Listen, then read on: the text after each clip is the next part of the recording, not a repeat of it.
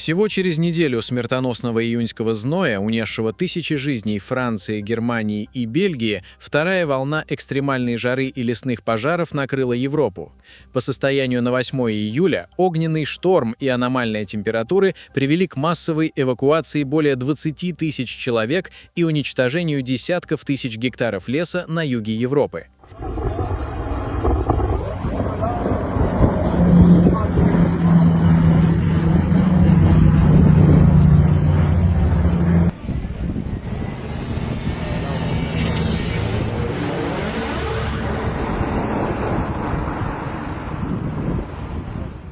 На фоне аномальной жары в французских магазинах бытовой техники возник ажиотажный спрос на кондиционеры и вентиляторы. После того, как одна из сетей объявила скидки, у магазинов начали выстраиваться очереди еще до открытия. Из-за наплыва покупателей регулярно вспыхивают давки и драки. В первые дни июля температура на юге Франции снова взлетела выше плюс 40 градусов Цельсия на фоне исключительно сухого воздуха и шквального ветра. В труднодоступной горной местности Аспр, недалеко от города Перпиньян, рядом с испанской границей, вспыхнул гигантский лесной пожар. Всего за сутки из-за ветра его площадь увеличилась втрое, превысив 4600 гектаров.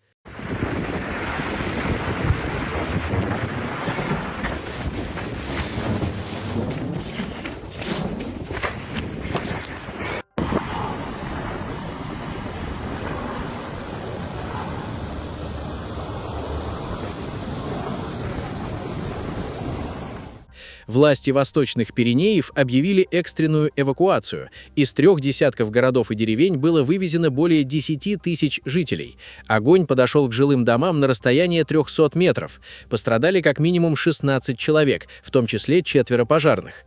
Из-за стремительного продвижения огня организаторы легендарной велогонки Тур де Франс были вынуждены полностью отменить присутствие зрителей на 3-м этапе гонки, чтобы освободить дороги для сотен единиц пожарной техники.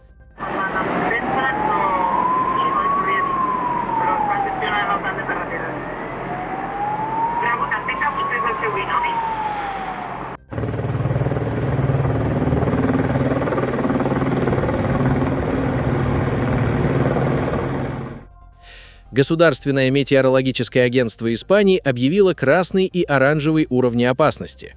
В долинах Гвадалквивира и Эбро температура достигла плюс 44 градусов в тени. Ночи стали тропическими. Столбик термометра не опускается ниже 26-28 градусов. На фоне сухой и жаркой погоды крупный лесной пожар вспыхнул в провинции Кастильон, в регионе Валенсия, в районе Сонеха. Огненный фронт заставил власти экстренно эвакуировать около 500 человек со Средиземноморского побережья. Еще один очаг на побережье Коста-Браво уничтожил более 2200 гектаров земли.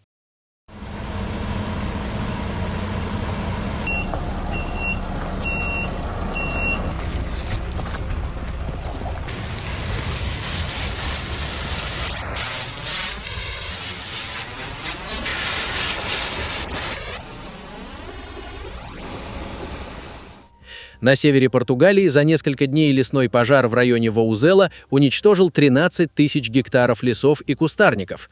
Службам экстренной помощи удалось взять под контроль лишь 80% возгораний. 9 человек получили серьезные травмы. Испания и Италия были вынуждены отправить Португалии подкрепление в виде 120 спасателей, спецтехники и пожарной авиации.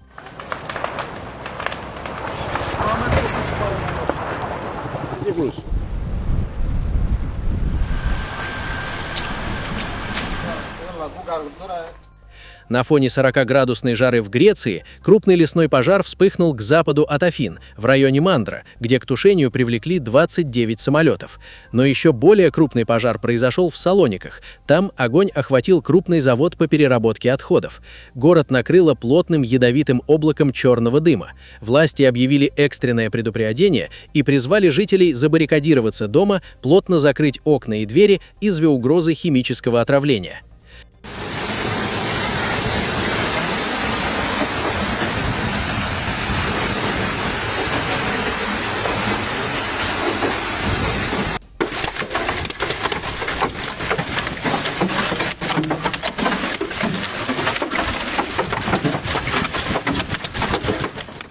то время как часть Европы боролась с лесными пожарами, на северо-востоке Италии перегретый воздух столкнулся с холодным Альпийским фронтом.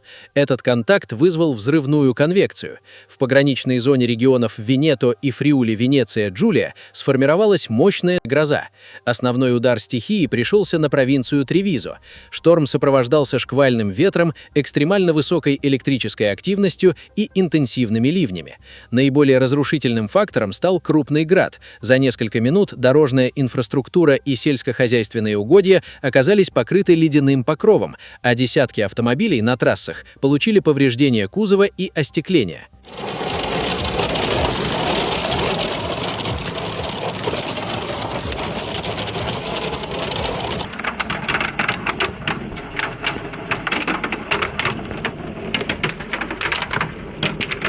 Сформировавшийся атмосферный фронт продолжил смещение в северо-восточном направлении, сохранив высокую активность до выхода в Прибалтийский регион.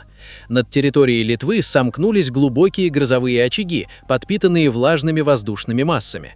Прохождение локальных, но экстремально активных грозовых ячеек вызвало шквалистый ветер, сильные ливни и град в северных, восточных и центральных районах республики.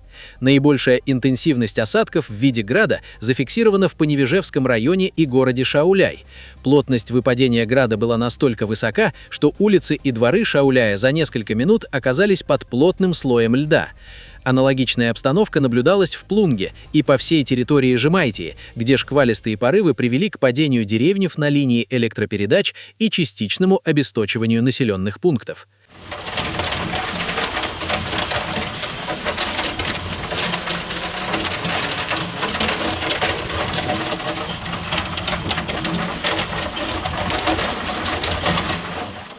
Директор Европейского регионального бюро Всемирной организации здравоохранения Ханс Клюге выступил со срочным заявлением, предупредив, что Европу ждут еще более смертоносные недели. По предварительным данным ведомства, только за последнюю неделю июня во Франции, Нидерландах и Бельгии от теплового удара избыточная смертность составила более 3700 человек, из них более 2000 во Франции. Всемирная организация здравоохранения подчеркивает, что медицинские системы стран Европы перегружены, а инфраструктура городов, построенная под старый прохладный климат, не справляется с регулярной стагнацией раскаленных воздушных масс.